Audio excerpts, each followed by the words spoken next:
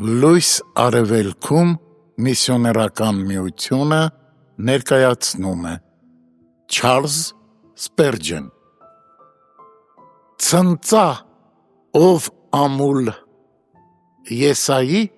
54:1 Չնայած մենք որոշակի պտուղ ենք բերել Քրիստոսի համար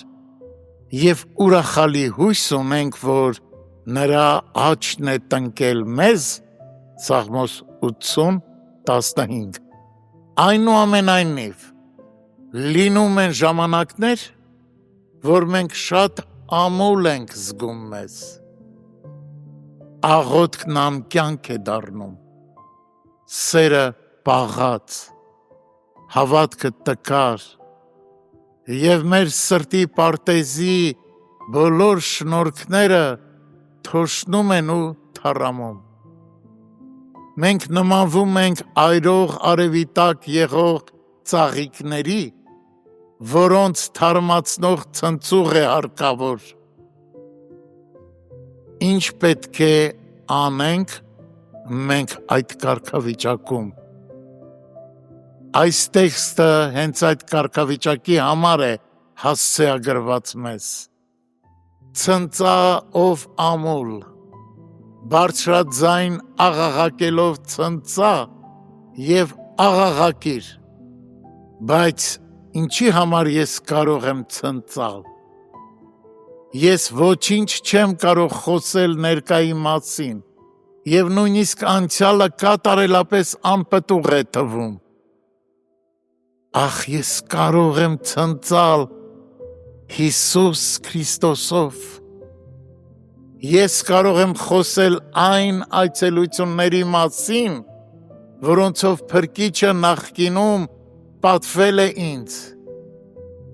Իսկ եթե ոչ դրա մասին, ապա կարող եմ փառաբանել այն մեծ սերը, որով նա սիրեց իր ժողովրդին, երբ վայր իջավ երկնքի բարձունքներից փրկագնելու նրան։ Ես կրկին կգնամ խաչի մոտ։ Եկ ով իմ անձը, դու որ մի ժամանակ ծանր բեռի տակ էիր, սակայն ազատվեցիր դրանից այնտեղ, դարձյալ գնա Գողգոթա։ Հնարավոր է, որ հենց նույն խաչը, որը կյանք տվեց քեզ, նաև պտղաբերություն տա։